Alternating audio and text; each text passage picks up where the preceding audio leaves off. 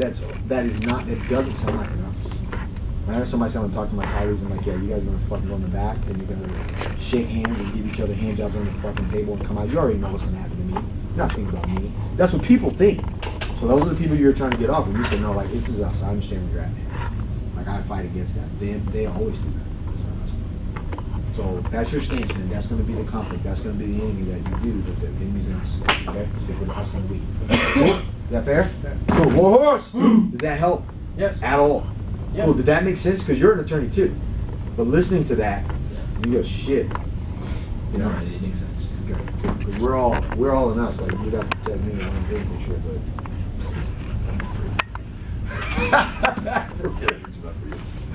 You too. Sorry about that. All right, man. Sorry about that. Thank you. I apologize about going over.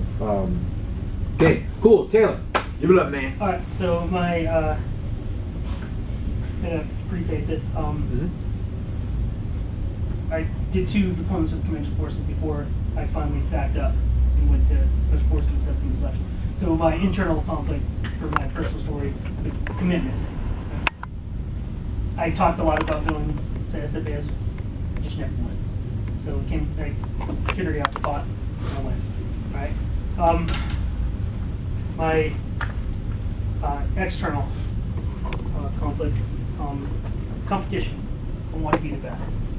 Okay? So I'm gonna work towards that goal. Then as far as the society, not many people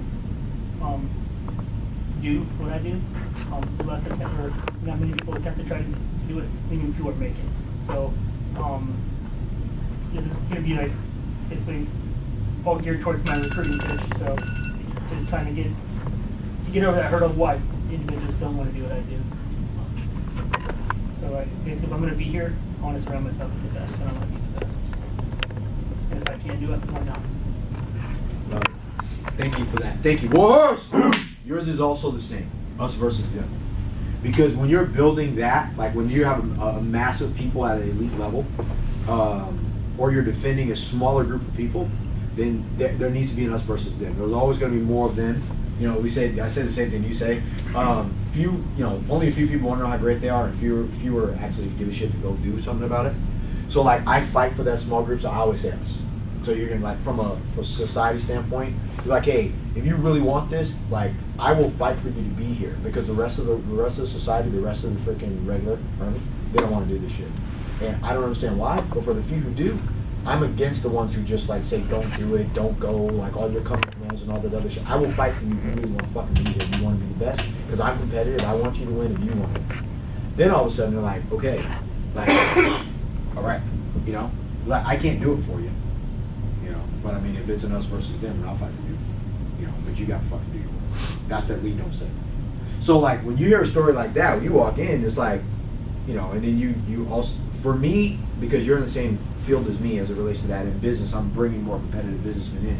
Like, there's also the disconnect conversation that goes along with our us. And this is a bonus principle. You have to disconnect people. Write that down. Disconnect people. You have to disconnect people. Also. If you're bringing in people like, I mean, I guess we're all in a competitive environment because people either want to succeed or want to fail. We deal in a pass or fail environment as it relates to leading people in business, right? If they lose, they get fucking slapped with whatever, they go to jail, lose their fucking driver's license. Your guys will either not make a new selection, or at some point they get down range and get, you know, hurt, right? Or still killed. So like, at some point there has to be like, look, if you aren't gonna do this, don't come. Like this is a good conversation, but at some point you're gonna be required to work, or I will kick you out so fast your fucking head will swing, and then you just won't be a part of our family.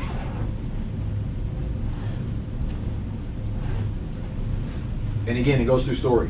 You don't tell them that. You just tell them about the time that you did kick someone out. You heard me say over and over again, fighters who come to Warhorse win. Then they stop and they start fucking losing. Why? They stop coming. They stop doing what fucking worked. I don't want people who are half-assed here. The ones who continue to do that, I just tell them, dude, the door look. You've done it. In a couple of years, what I do, I changed the code on the door. Why? Because someone who was committed is now not, and I changed the code. They don't tell me, but then they go there and try to work out without me, and then the door doesn't work, and then they text me, and I'm like, dude, you're not welcome anymore. And I let everybody know that. You have to burn someone at the stake all the time. Dan Kennedy, one of the best marketers in the world, said sometimes you hire one person to burn at the stake in front of everyone else. You have to. If you're going to be a good leader. Public reckonings are awesome. Like, dude, you're not... Oh, shit, you were here. I'd still tell the story of the two dudes that came that didn't want to do all the shit that we did when we had Unstoppable, and I told them to come here without their shirts on. And I took their shirts in front of everybody. And they were butthurt as hell, weren't they? They were getting ready to leave out of here. They're like, we don't get a shirt? I'm like, you didn't pay for a shirt, but you also didn't do what everybody did, and you represent my company and all these other men who are around the world doing what we're doing. I can't let you leave here with those shirts. And everyone was like, but when we finished, what happened? Everyone was here. There was a level of huge respect. More from them. They were like, hey, thank you. Like that was an eye-opening experience for me. And I'm gonna leave here and I'm gonna go do the shit that I wouldn't do. Cool, man, you're welcome to come back and get these shirts, but for now you can't have them. I walked right out of here with them, right?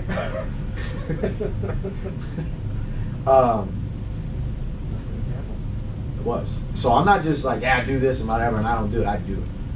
So I've private messaged people that have been at bars with my shirt on, and like, dude, take my fucking shirt off. Kids wear that shirt. You know, this is a party shirt. There's other shit for you to wear when you do that. Matter of fact, Brandon with the braids, when we first started training the wrestlers, he was out at some bar party, he had my shirt on, he was all hugging around some girls and shit like that, and I texted him, I was like, either take that picture off and remove it. Somebody else who used to work at the gym, remember, he was putting out the devil's mouth, I was like, dude, take that down. Yep, we don't talk anymore. It wasn't because I didn't love him or care about him, but it was there's certain things that you have to do to protect your tribe. And sometimes you bring in new people that you kind of like a little iffy, you give them a shot, and if they don't, you fucking burn them down. Because you have to stand for something. And the people that on the outside also have to choose you, and the people on the inside, all experiences usually travel in reverse. So if I get you in and you're like, shit, place fucking best of sliced bread, and you're here for a little while, you get comfortable, you kind of forget why you came to begin with. And you got a good leader, he's willing to fucking shut you down. Like, dude, I get it, get the fuck out. What? Yeah, you get out. I love you, but you're not heading the direction we're going. Because what happens then? Mass movement. Not tolerating your leader. Gotta be able to collide with people. In and out. So, thank you for that. I apologize about that getting long, but we hit on something that's super important. You gotta do it. You gotta fucking like shift people out of that too. So, it's okay to have like an onboard, allow people to choose you, but sometimes when you especially like yours, mine's too, I believe that I also need to have some separator that goes, you know what? Here's the deal. I will kick you out fast if you want to. You know, like, as a matter of fact, if anybody were to come right now and be like, hey, can we come in? I'm like, dude, you know what? No, just come in the next one. You can't come in. You're disturbing people who are committed. Like, shit, really? Okay. You know, so I mean, it's fair. So thank you for sharing that, because that's the conflict we have to have is doing this stuff. And you see, again, it's in the story. It's in the story. It's in the story. So I don't have to say I'll kick you out, and I need to say that because you guys are guys right now. But like when you hear, like if you were all new, I would be like, hey, here's what else you also need. There was a time, who was here then? Boom. And we'll talk. And if you weren't, they're like, who's here then? Nobody. Okay, cool, not a problem. But this happened once. So like, I mean what I say, and I want you to mean what you say too. Because then they're like, shit, what I say, you get to decide whether you're going to play up to my level or fucking go away based on the story I just gave you. You know? So we got to have those too. So that's why, again, we got to have these things associated with the enemy that we have. Usually it's people who went the other direction, you know, after they were already in with us, so we can explain to people that may choose us what's getting ready to happen if they weren't coming, all right? But again, it's you don't share random stories. That's an enemy story, right? People who chose to be mediocre and average and still want to play in my world, ain't coming. Get out. And you ain't taking anything that even resembles you being a part of us. You know, something like shit. Right? Because what happened the rest of that day, everybody was full in playing, like, shit, okay, cool. What do we got to do? Because those dudes were still pimping. They had like a pink shirt on. They just looked dumb walking around us. Right? Not that pink's bad. I mean, y'all have pink shirts. Whoa, good. All right. So, Levin, I am almost on time.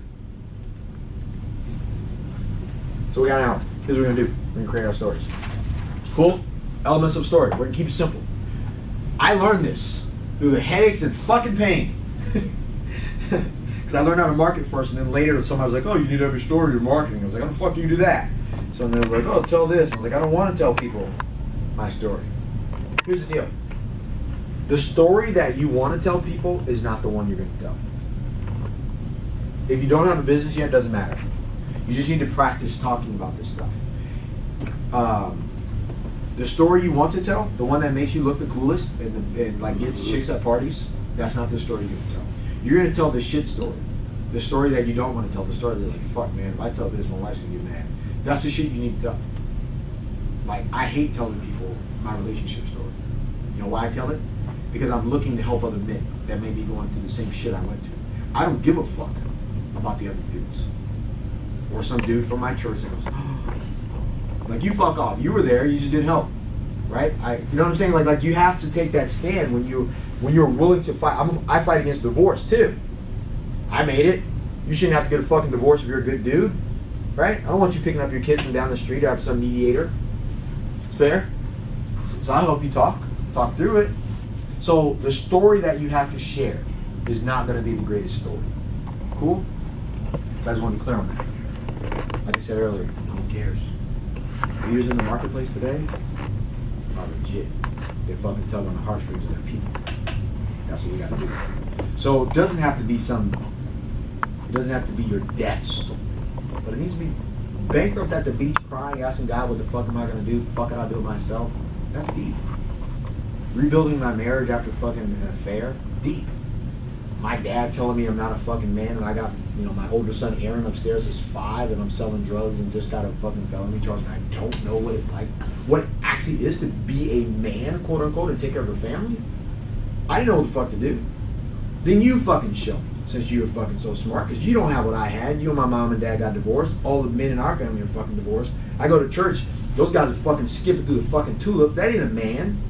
I didn't know. That's the story I tell. On the stage. Shit. Who don't want to hear that story? My dad. Not that my dad was a bad dude, he just didn't know. Who knew? Who got that book, How to Be a Great Dad? Did they hand it out when your kid was born? Yet? No? Got it. Because I didn't either. I didn't get it either. So, that was the shittiest story ever for me, because I had to go upstairs and then Aaron ran and hugged my legs. And I was like, I have no idea how I'm going to fucking do this. He's right. I have no marker. That started my journey to create my world of being the man that I want to be. Not somebody who I've been taught. Right? Good, bad, and ugly. So those are the stories I read. But again, just another story, key word, you ain't know, or the key phrase in that, which we'll go over. There's a reason why I don't use a teleprompter. There's a reason why I can hold a 3-day fucking event. But there's a reason why I can do an event or a training on a video. I don't need teleprompters. You can't keep up with me if you have to read. Now I have this because I'll just go off the Richter and stuff like that to make sure that you get it, but it isn't for me. You know what I'm saying? So this will keep me in place because I have time, because I'll fucking go.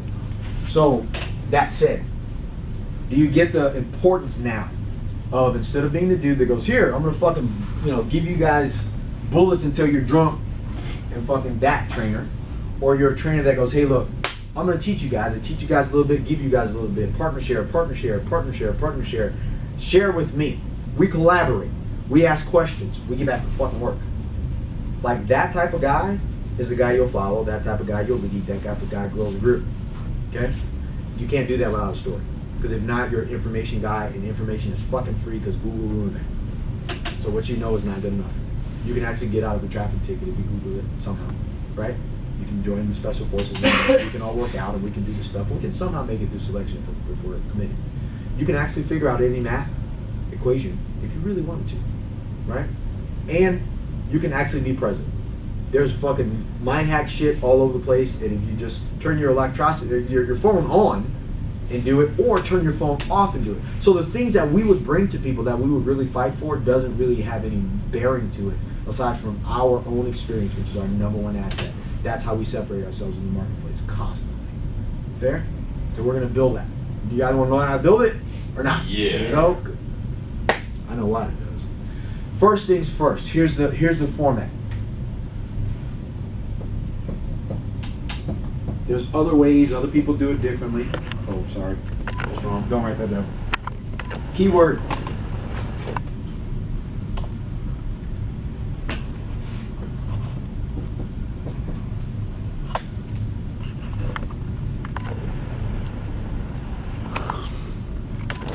Keyword.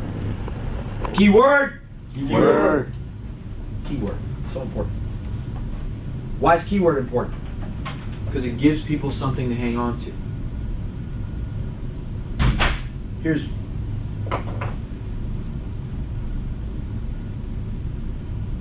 in a keyword, you can recalibrate. In a keyword of transition, in a story. 2007.